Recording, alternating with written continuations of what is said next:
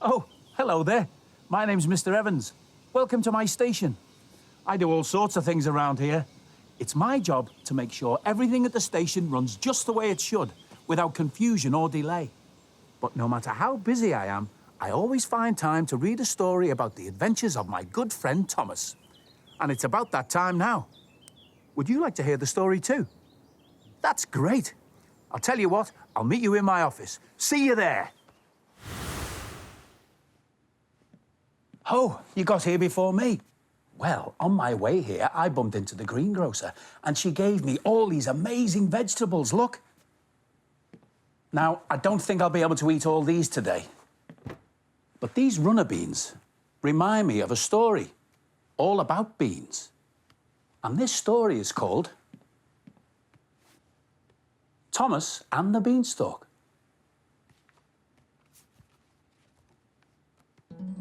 It was the end of a very busy day on the island of Sodor.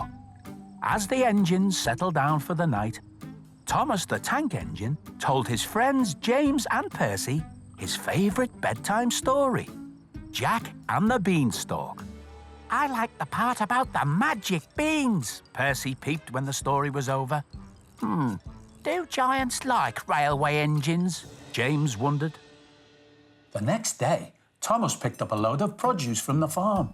Sacks of beans, Thomas chuckled, just like in my bedtime story. Suddenly, Diesel 10 appeared around a bend. Get out of my way, little toy tank engine, Diesel 10 roared. Thomas couldn't move fast enough. Diesel 10 bashed into him and raced off. Thomas crashed into a side rail and tipped over. Thomas was fine, but some of the bags of beans had burst, scattering beans in the grass. Then, suddenly, a tiny leaf shot straight out of the ground, right before Thomas's amazed eyes. That tiny leaf grew first into a big plant, and then became a towering beanstalk, stretching all the way up into the sky. They must have been magic beans after all, Thomas exclaimed. Thomas noticed that there were rails circling this beanstalk all the way up. Thomas decided to be brave and ride up the tracks to see what was at the top of the beanstalk. Around and around he climbed and climbed, and then he climbed some more. It seemed like the beanstalk went on forever. Finally, Thomas reached the top. He could hardly believe his eyes. There, up above the clouds, Thomas found a giant magical world. Everything made Thomas feel like he was the size of a child's toy engine. Thomas went to explore. He followed the smaller set of tracks into a castle courtyard. Here, the buildings, trees and railroad signs were exactly the same size as everything on Sodor. Thomas looked up and around at the castle with its impossibly high gates and turrets. Why is everything else so big? He wondered aloud.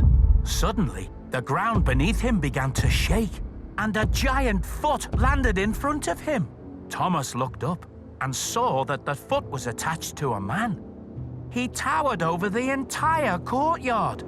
He was a giant, just like the giant from Thomas's bedtime story. Thomas didn't know what to do. He had never seen anyone this big before. Before he could make a move, he heard a little voice. Quick, over here. Thomas turned and saw a gleaming gold steam engine on the track ahead of him. He rolled towards her, but before he could speak to her, the giant reached down with his enormous hand and picked the little engine up and put her down on another track. To Thomas's surprise, the giant kept his hand on the gold engine, pushing her back and forth on the track.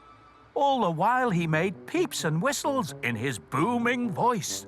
The giant was playing with the little engine. He thought she was a toy. Then a loud horn blasted nearby. Thomas looked up and saw Diesel 10 approaching. But the diesel engine looked different. He was enormous too, big enough for the giant to ride in. The giant left the gold engine and walked over to the huge diesel.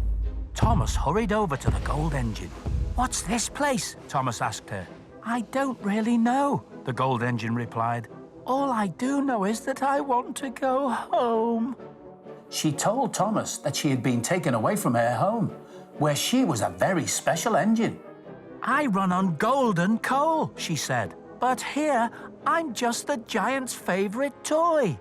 Thomas wanted to help the gold engine. I don't know how to get to your home from here, but I can take you back to mine, he said. Thomas told her about the Island of Sodor, where everything was the right size for them. You would be safe and happy there, he said. I climbed up a giant beanstalk to get here, Thomas said. It's this way.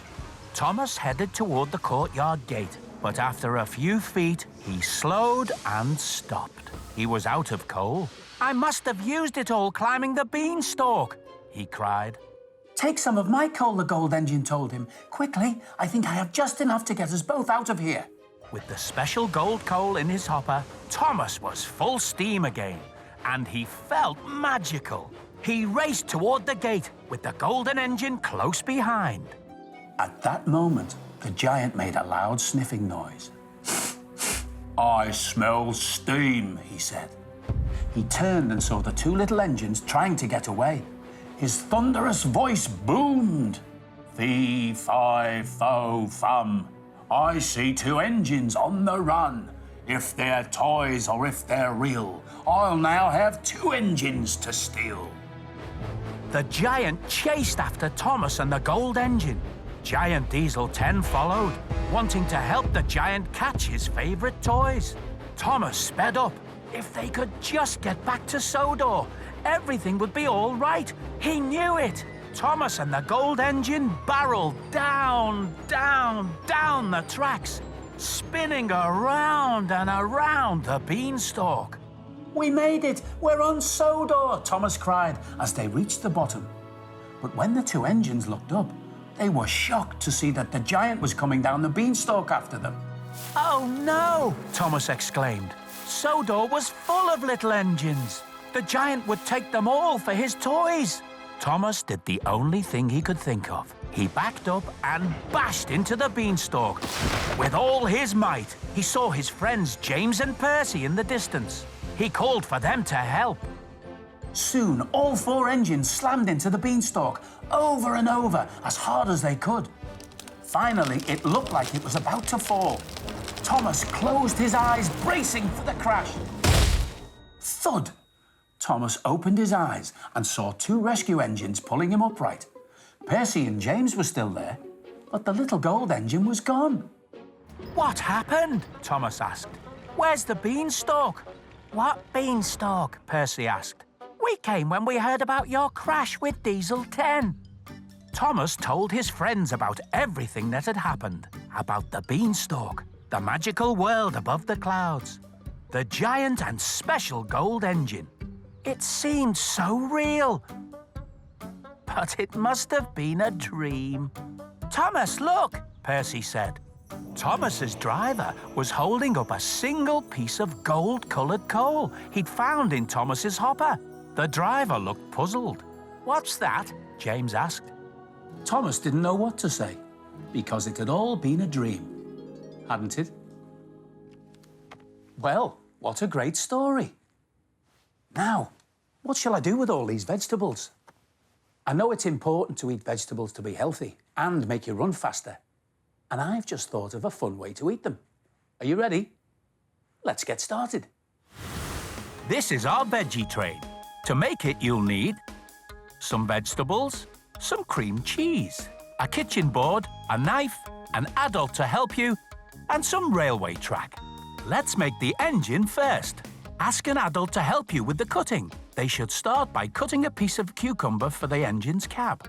They'll need to cut a slice along the cucumber to make a base, so it doesn't roll away. Then, get them to cut a piece from a smaller cucumber to make your engine's boiler. Don't forget, they'll need to cut a slice from one side, like they did before. Now they need to cut a piece of string bean to make the funnel. Then they should cut a hole in the engine's boiler for the funnel to fit into. I'm using a piece of rosemary to look like smoke from the funnel. Next, they should cut a shape from a piece of pepper to make the roof of the engine's cab. Then, Ask them to cut some slices of carrot to make the wheels. You can use the cream cheese to attach the wheels to your engine. My engine has 6 wheels, just like Thomas. Now, let's make some trucks for our engine. Ask the adult to cut a piece from a small pepper. Take out the seeds and then make 4 wheels from a carrot. You can stick them on using the cream cheese. Use the cheese to fill the truck. Sprinkle some rosemary on top. Let's make another truck. Ask the adult to cut a piece of cucumber and take out the inside. Then, cut some pepper into small strips, a bit like logs, and stack them in the cucumber. You'll need 4 carrot wheels, which you can stick on with the cream cheese. Our veggie train is looking great! Now all we need are some railway signals. I'm using a radish, some cucumber and a pepper. Make a base for your signals out of carrot. And attach to the signals with cocktail sticks. And now you're done. Toot toot! Full steam ahead, veggie train! See you next time!